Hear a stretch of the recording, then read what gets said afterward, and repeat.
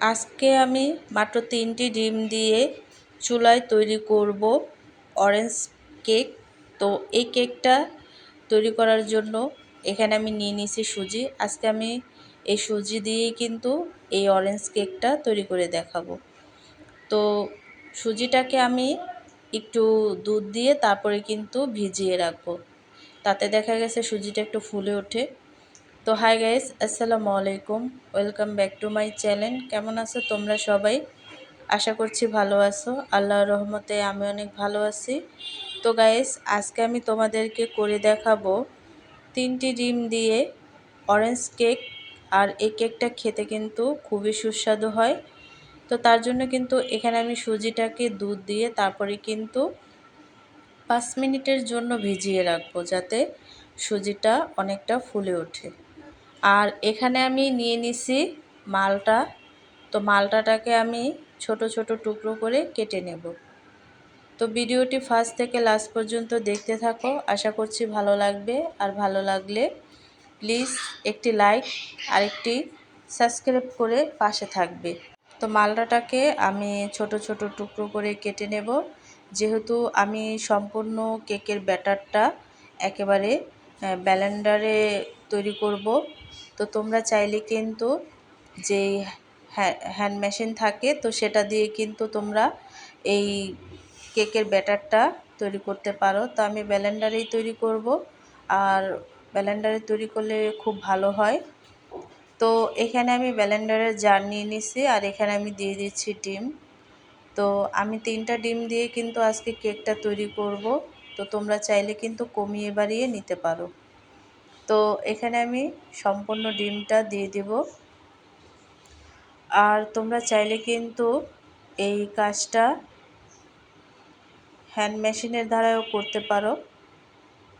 তো এখানে আমি দিয়ে দিচ্ছি মালটা, যে মালটাটাকে আমি ছোট ছোট টুকরো করে কেটে রাখছিলাম। তারপরে এখানে আমি দিয়ে দিচ্ছি তেলটাও কিন্তু পরিমাপ করেই দিবে। তো এখানে আমি চিনিটাকে কিন্তু আগে থেকে পাউডার করে রাখছিলাম।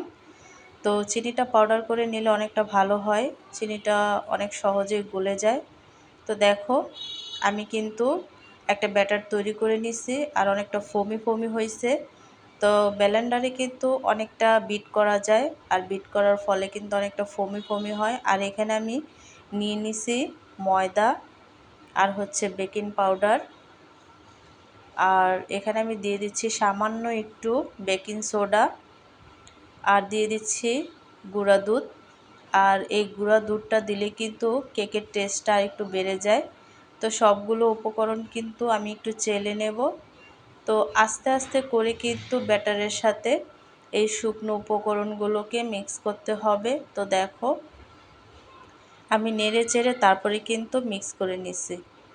আর যেই বাকি উপকরণটা ছিল সেটাও কিন্তু চেলে আমি এখানে দিয়ে দিছি।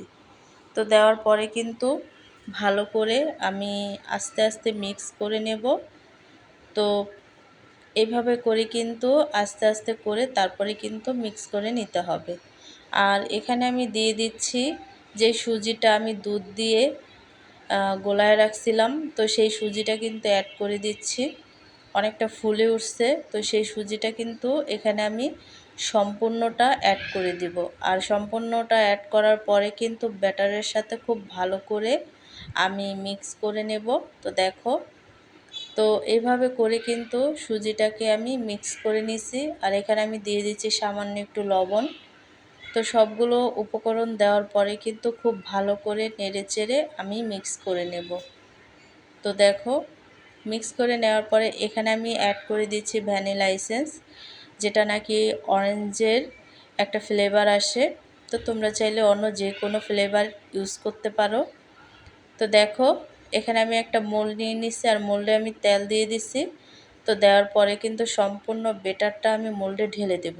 তো দেখো, আস্তে আস্তে করে তারপরে কিন্তু মোল্ডের সম্পূর্ণ বেটারটা আমি ঢেলে দেওয়ার পরে একটু ঝাঁকিয়ে নিচ্ছি, যাতে নিচে কোনো বাবলস থাকলে সেটা যাতে একেবারেই মিক্স হয়ে যায়। তো এখানে আমি একটা হাঁড়িতে বালু দিয়ে দিছি, আর বালুটা দিয়ে কেকটা তৈরি করলে কিন্তু একটু তাড়াতাড়ি হয়। তো দেখো, আগে থেকেই কিন্তু হাঁড়িটা আমি বসায় রাখছিলাম। তো আমি ঢেকে দেব।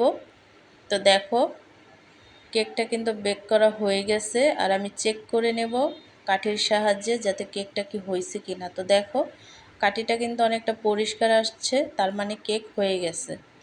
তো ঠান্ডা হওয়ার পরে কিন্তু আমি কেকটার যে উপরে আমি একটা পেপার দিছিলাম সেটাকে তুলে নেব। তো দেখো কত সুন্দর। তো দেখো আমি কিন্তু কেকটাকে ঠান্ডা করে তারপরে কেটে নিচ্ছি, তোমাদেরকে একটু কেটে দেখাচ্ছি। তো কেকটা কিন্তু অনেকটাই সফট হয়েছে আর একেবারেই স্পঞ্জার হয়েছে, দেখতেই পাচ্ছ কত সুন্দরভাবে কেটে যাচ্ছে। আর কেকটা খেতে কিন্তু অনেকটা টেস্টি হয়েছে। তো দেখো, তো এইভাবে করে কিন্তু আমি সম্পূর্ণ কেকটাকে কেটে নেব। আর এই কেকটা খেতে খুবই অসাধারণ হয়েছে। তো এভাবে করে কিন্তু আমরা ঘরোয়াভাবে এই কেকটা তৈরি করে নিতে পারি। আর সুজি দিয়ে এত সুন্দর একটা কেক হয় তা আগে কখনো জানতাম না। তো আজকে তৈরি করার পরেই কিন্তু জানতে পারছি যে এত সুন্দর একটা কেক হয়। তো সবাই কিন্তু এভাবে ঘরোয়াভাবে তৈরি করে নেবে। তো আজকের রেসিপিটা কেমন লাগছে অবশ্যই কিন্তু কমেন্টে জানাবে। তো অন্য কোনো রেসিপি নিয়ে তোমাদের মাঝে আবার চলে আসবো।